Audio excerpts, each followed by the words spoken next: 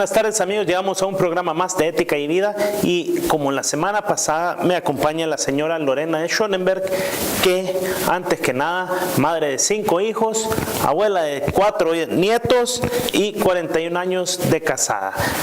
Buenas tardes. Buenas tardes, René. Es un gusto estar aquí nuevamente. Así es. Y vamos a seguir hablando sobre la educación sexual ahora en los niños adolescentes. Y para ello, pues invitamos a la señora de Schonenberg, quien pues tiene una trayectoria de más de 30 años en formación de niños, adolescentes y de padres de familia.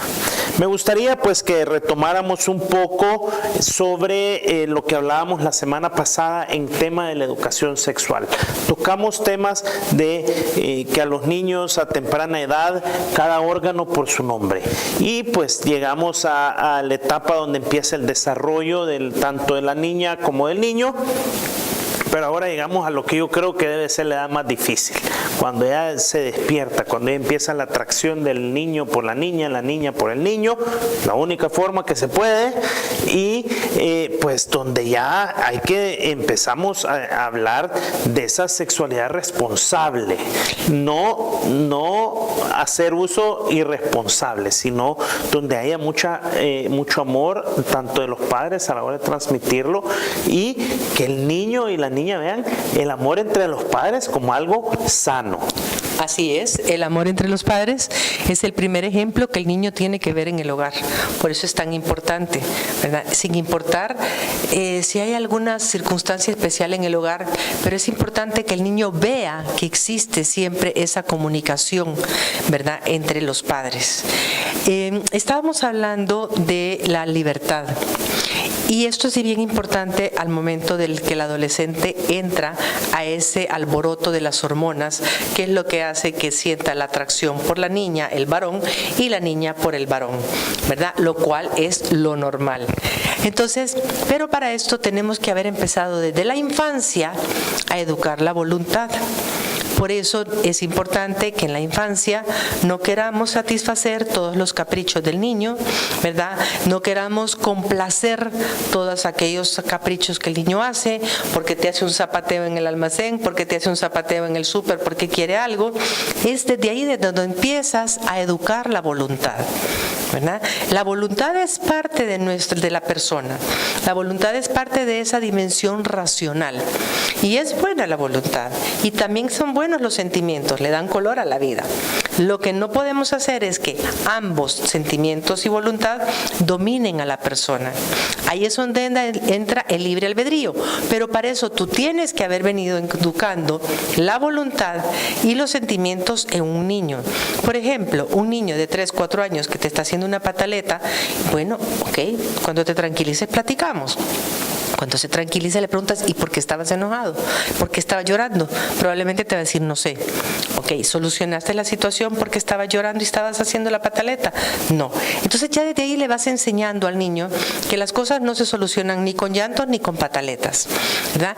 El medio actual está muy consumista, los niños cada vez están más exigentes, pidiendo más cosas. Yo a veces les pregunto a los papás, bueno, ¿cuándo te daban regalos? Para tu cumpleaños y para Navidad normalmente. ¿Y ahora qué pasa? Vas por la parada de bus y viste un carrito y lo llevas. Y viste y lo llevas, ¿verdad? Y además los artefactos electrónicos que todo te lo están dando inmediatamente, tanto la imagen como los contenidos, entonces el niño está teniendo una satisfacción inmediata y no está sabiendo esperar. Y saber esperar es importante también para el autocontrol y el autodominio, ¿verdad? Y vamos ahí poco a poco formando para ir educando la libertad. Esta libertad al momento de la adolescencia, tú como padre vas soltando y jalando pita, soltando y jalando pita. ¿En qué sentido? Cuando tú ves que hay una acción responsable de tu hijo, das un poquito más de libertad. Cuando ves que la acción no ha tenido las consecuencias esperadas, se dialoga, ¿verdad? Porque en el momento de la adolescencia, en la etapa de la adolescencia, tenemos los papás que aprender a quedarnos callados, a no decirles que yo a tu edad tal cosa, porque no es cierto, todos metimos la pata cuando fuimos adolescentes, todos pasamos por esa etapa, lo que pasa es que ya se nos olvidó, ¿verdad? Pero sí escuchar mucho al joven. ¿Por qué? Porque los jóvenes ahora, los adolescentes, están muy bombardeados por todos lados. Siento que en nuestra época la cosa era un poco más tranquila, pero ahorita los medios de comunicación, que no son malos, pero sí el uso que hacemos de ellos sí puede ser malo, ¿verdad? O sea, los medios de comunicación son una herramienta, los artefactos electrónicos son una herramienta que nos facilita, y eso es lo que hay que enseñarle a nuestros hijos, que es una herramienta que facilita. Es importante ahora que de pequeños les enseñemos a tener criterio. Y para eso tiene que existir mucho diálogo, mucha conversación, papás, hijos. ¿Qué pensás de esto? ¿Qué opinas de esto? Sentarse a ver un programa de televisión con ellos. No es simplemente no lo veas, porque el niño lo va a ver. Entonces, ese sentarte con él y decirle, bueno, ¿qué pensás? ¿Qué pensás de esto? ¿Qué pensás de tal otro? ¿Verdad? Para que el niño vaya aprendiendo a tener criterio, para que el niño vaya aprendiendo a pensar por sí mismo, para que en un futuro haga uso de esa libertad. ¿Qué pasa con el adolescente? Cuando llega a esa etapa, hay dos factores bien importantes. Uno es la autoestima, ¿verdad? Por eso es que es importante que en casa nosotros fomentemos la autoestima. Y la autoestima no es decirle que está bien hecho todo. Porque la autoestima es también enseñarles, mira, esto no está bien hecho por esto, esto y esto, pero corregir con cariño, ¿verdad? No corregir con gritos, no corregir con golpes, no corregir con un autoritarismo que no va, pero sí con una autoridad que el hijo vea que tú como padre tienes esa autoridad que te ha delegado Dios desde el momento que te ha permitido ser padre, ¿verdad? Y tenés la responsabilidad de educar a este joven. Entonces tú le vas enseñando por medio de ese tipo de diálogos y escuchándolo, a tener conciencia, a tener autocontrol. Y esa autoestima es importante porque el adolescente se siente que es rechazado, no le gusta cómo se ve, porque sobre todo cuando está empezando sus cambios físicos son unos cambios como muy deformes, ¿verdad? Yo les digo que parecen dinosaurios porque se pegan el gran estirón, pero su mentalidad aún es muy infantil. En la niña sucede lo mismo, o si no son cambios como muy bruscos en los humores, en los sentimientos, ¿verdad? De repente están súper contentos y de repente están súper enojados y no saben por qué. Entonces tenemos que saber comprenderlos porque nosotros también pasamos por esas etapas. Saber escucharlos, no quererles dar cátedra, porque los adolescentes lo que quieren es que lo escuchemos. Después te va a decir, ¿y tú qué pensás? Entonces ahí das tu opinión, ¿verdad? Pero la libertad sí es importante que desde pequeños les hagamos ver que sus acciones tienen consecuencias y el único responsable de esas acciones eres tú. No es nadie más.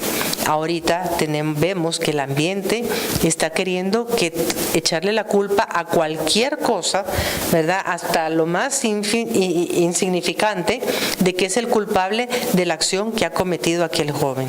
Y no, tenemos que hablar mucho con ellos desde pequeños para hacerles ver que sus acciones tienen consecuencias. Me gustaría hacerle aquí dos preguntas, y una es que muchas veces los padres caemos en la sobrejustificación de la actitud de los hijos, y lo hacemos desde chiquito. Cuando el niño no quiere saludar, ay, es que no ha dormido. Y si durmió, es que creo que durmió mal. Y si no saludó, ahora no, a saber qué le pasa hoy. Correcto. O sea, siempre buscamos una justificación. ¿Cómo tenemos que hacer los padres para ir entendiendo que parte de esa actitud muchas veces es que nosotros la estamos justificando? Y la segunda pregunta, para ya con los padres más adolescentes, yo lo veo, yo tengo el hermano menor de mi esposa, está a flor ahí en toda la adolescencia, y hay un tema muy importante que son los permisos, porque quieren permiso lunes, martes, jueves, viernes, sábado y domingo. Entonces, ¿cómo podemos, como decía usted, con esa pita, ¿no? Estirar y aflojar? Bueno, con los chiquitos, si es la autojustificación, el niño oye que lo estás autojustificando y tú le estás dando ¿cómo se dice? El dulce para que la siguiente vez no vuelva a saludar. Lo importante con un niño chiquito es que él sepa a dónde vas. Mire, vamos a ir donde su abuelita. Acuérdese que lo primero que hay que hacer es saludar, dar un besito, decir buenas tardes, etcétera. Te estás anticipando y le estás enseñando al niño cómo tiene que actuar en cada circunstancia. No podemos autojustificar, no podemos sobreproteger. Ahorita ese es otro gran problema que hay mucha sobreprotección en el niño y queremos justificar sus acciones por esta sobreprotección y culpar a cualquiera, menos al niño de la situación que ha pasado, ¿verdad? Luego, igual que con el niño, que tú vas poniendo límites, un niño de 2, 3 años se tiene que acostar a las 7:30, 8 de la noche, lo más tarde, porque necesita tantas horas de sueño y lo estás levantando a las 6, 5:30, 6 para llevarlo a la escuela. Los límites o reglas de casa son pocas, pero son reglas que se van manteniendo. Conforme el joven va entrando en la preadolescencia, vas poniendo estas reglas y luego estas reglas las puedes ir ampliando o las puedes mantener, ¿verdad? De acuerdo a cómo el adolescente vaya respetando o vaya reaccionando con responsabilidad de acuerdo a las reglas. Si tú dices, ok, vas a salir hasta las 12 de la noche, él tiene que estar de regreso a las 12 de la noche. Si tú pones de regla que las fiestas van a ser viernes y sábado, porque el resto de los días son días de clase, nadie puede andar no hay cuerpo que soporte el desvelo, ni mucho menos de todos los días de la semana, para luego estar en el colegio o en el trabajo también, ¿verdad? Vamos al caso de un adulto que quiera parrandear todos los días, pues no se puede. Luego también él tiene que tener ciertas responsabilidades al adolescente. ¿Cuál es el trabajo profesional del adolescente? Estudiar. El estudio. Entonces, si él estudia y si sus notas están bien, pues entonces estamos viendo que está correspondiendo responsablemente a su responsabilidad, valga la redundancia, que son sus estudios. Entonces, ahí es donde te digo que tú vas jugando con él a aflojarle un poquito la pita y a volverla a apretar. Pero sí es importante. ¿Sabes también por qué tendemos, que vuelva a retomar el tema de la autojustificación? Porque creemos que los hijos, primero, vienen con chip incorporado y que ya lo saben todo. Es que yo le digo que ordene, me dicen muchos. Sí, pero es que el niño no sabe cómo se ordena, hay que enseñarle. Ya le enseñé, es que no le vas a enseñar una vez, le tienes que enseñar muchísimas veces, probablemente el resto de tu vida, ¿verdad? Porque no es que el niño aprenda de la noche a la mañana, tenés que ir teniendo esa paciencia y esa perseverancia en la educación y la formación. Decirle no a un hijo también es importante. Bueno, lo vamos a dejar hasta acá. Volvemos después de este corte comercial para un segmento más. Muchas gracias por estar con nosotros.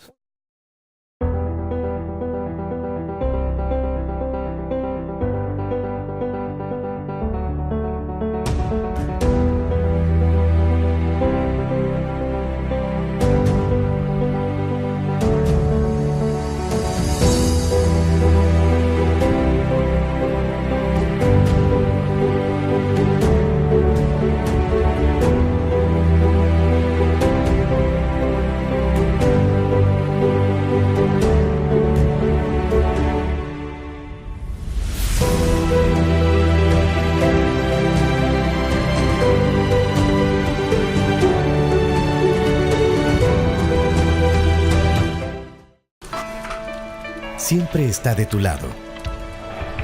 Espera por ti. Te muestra señales. Te alimenta. Seas como seas, hagas lo que hagas, estés donde estés, Dios siempre te envía señales.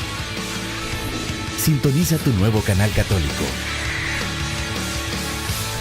TVK, la señal que te transforma.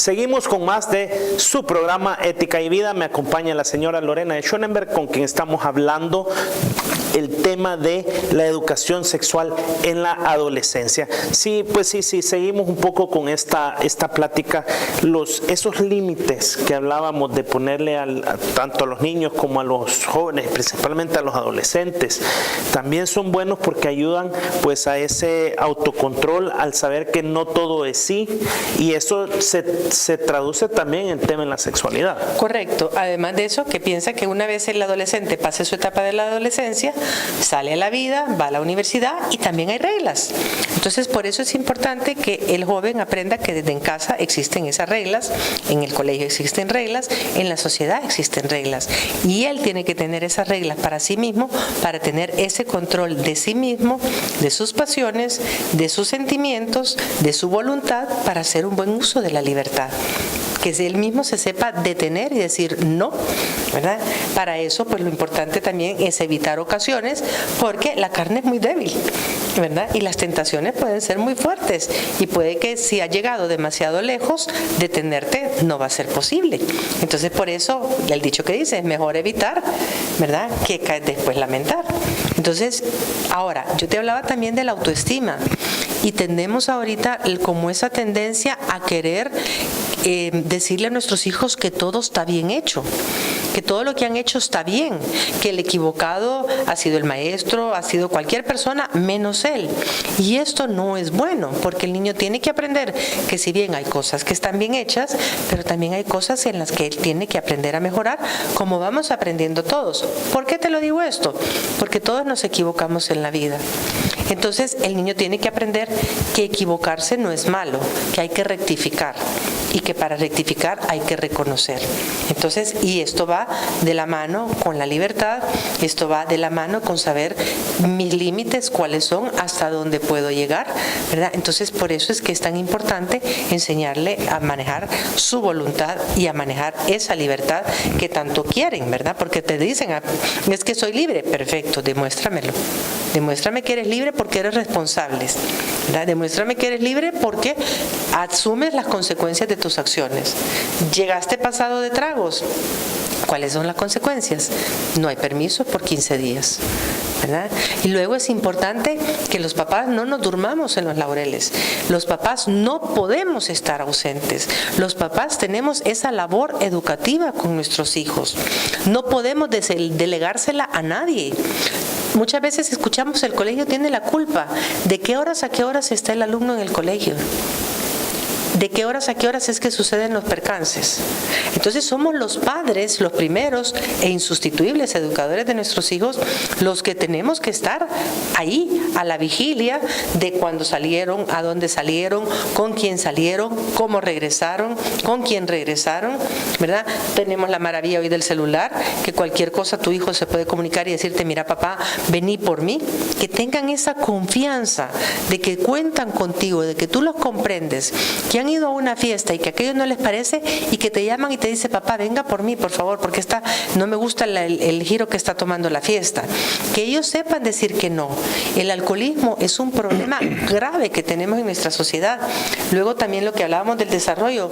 Muchas veces vemos en la noche niñas de 12 años maquilladas y vestidas de tal manera que parecen señoras o jóvenes ya de 18 o 20 años y solo tienen 12 años, que es lo que te digo. El desarrollo físico se ha dado en su máxima expresión, pero el desarrollo emocional no lo tienen. Entonces ahí es donde vemos muchos percances que luego estamos lamentando. Un tema que a mí me gustaría tomar, y es que ya nos queda poco tiempo, pero ¿qué le decimos a un padre, una madre, que tiene ya a su hijo adolescente de 15, 16 años y ya empiezan con esto de que hoy tengo novia o ya llegó el novio y que hasta lo quiere entrar a la casa, porque ve la televisión nos presta esto, ¿no? Que desde que uno tiene novia en octavo, noveno grado, para la televisión va tarde, ¿no? Y que ya convive y ya llega por todos lados. ¿Qué es lo correcto? O no lo correcto? ¿Qué es lo que se puede recomendar de un punto de vista para proteger a tu hijo, darle la importancia que el hijo le está dando en ese momento a esa persona? Ok, es un tema muy importante. Primero que nada, no te asustes, no te puedes asustar. Segundo, darle criterio. Ok, tú dices que es tu novia.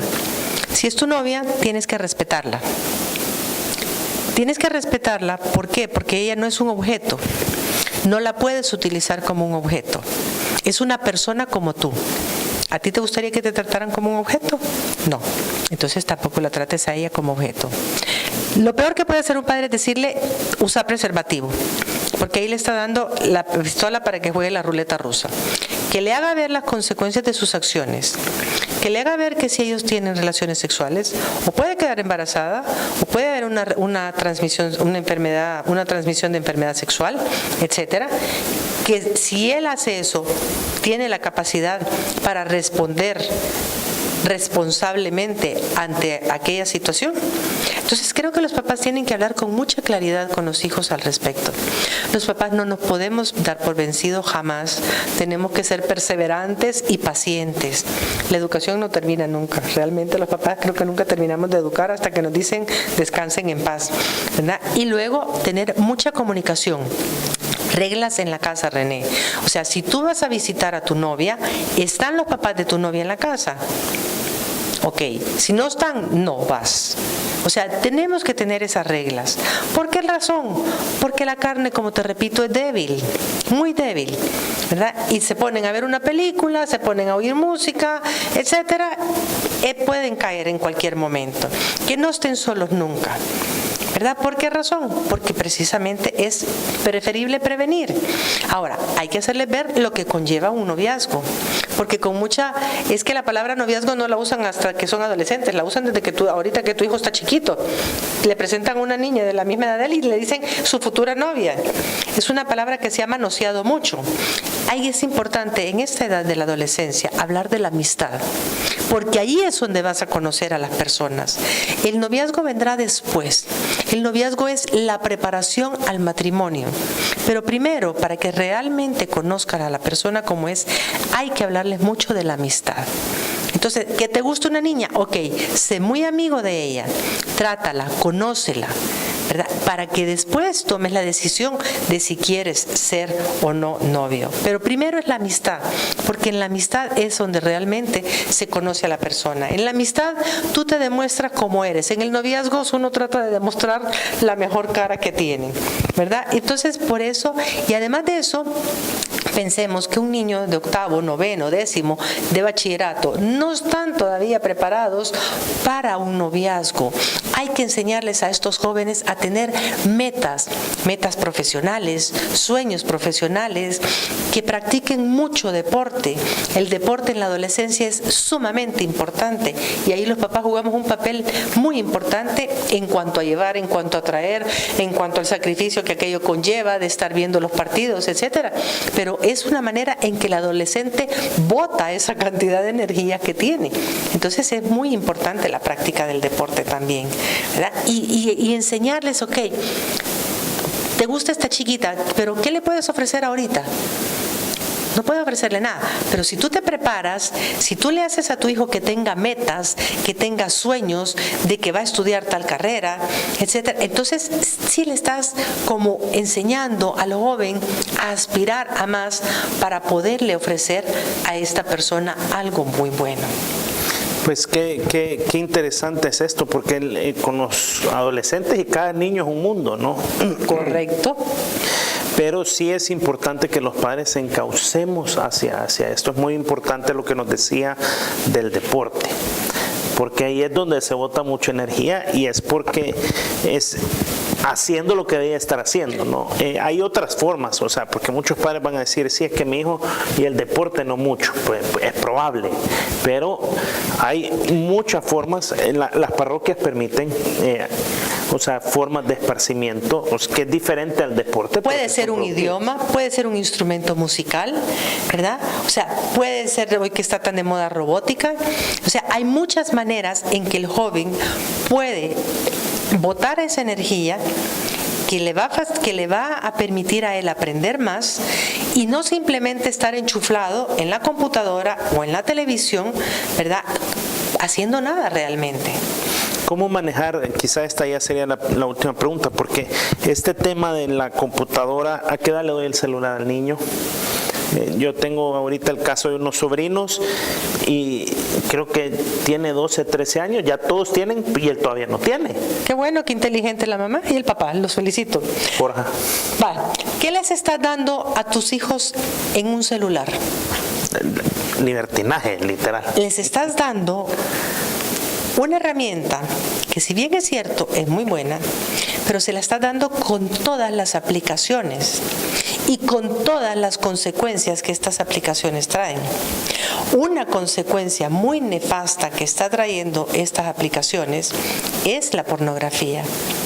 La pornografía es un vicio, al igual que las drogas, al igual que el alcohol, ¿verdad? Al igual que cualquier vicio, es un vicio y es muy nefasto.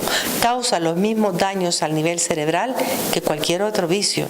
Con el agravante de que, como es una fantasía, si esta persona que empieza con la pornografía desde una edad muy tierna, no nos percatamos, puede llegarle a causar daños para el resto de su vida. Y hay muchas historias tristes de personas que, por haber entrado en la pornografía, se han convertido en asesinos. Luego también les estamos dando una herramienta que es muy peligrosa, que son los juegos, ¿verdad? Hay juegos en los que ellos empiezan a apostar. Y entonces empiezan incluso a hackear las tarjetas de crédito de los padres para poder apostar en estos juegos. Entonces, realmente, un niño, ¿por qué necesita el celular? Yo estoy de acuerdo en que le des un celular cuando ya tu hijo va a ir a una fiesta, y simplemente que le des un celular con el cual puede hacer llamadas, y que le digas no simplemente no porque no tenés edad, sino que le haga ver cuáles son las amenazas que tiene el celular, ¿verdad? Yo tengo un juego en mi celular que lo tuve que quitar, porque cada vez que perdía, los anuncios que te salían eran anuncios pornográficos. Es 10-10, no sé si te has fijado que es ir fumando con estos cubos, ¿verdad? Entonces lo quité porque cada vez que tenía que volver a iniciar, antes me salían anuncios que nada que ver. Y esto, pues uno de adulto, si tenés la fuerza de voluntad, lo quitas. Pero un niño le va a traer. Y además te dice suscríbete, gratis, etcétera. Entonces, ahí pueden caer nuestros hijos. El celular es una herramienta muy peligrosa. Hay que tener cuidado. Y como te decía al principio, no le das un carro a un niño de 10 años. ¿Por qué le vas a dar una pistola con el celular? ¿Por qué le vas a dar una herramienta con la cual puedes perderlo para el resto de la vida? Bueno, pues como siempre el tiempo se nos fue volando. Muchísimas gracias por haber estado aquí con nosotros. Con seguridad la volvemos a invitar. Gracias, ha sido un gusto estar aquí con ustedes. Y bueno, con esto llegamos a un programa más de Ética y Vida. Nos vemos la próxima semana.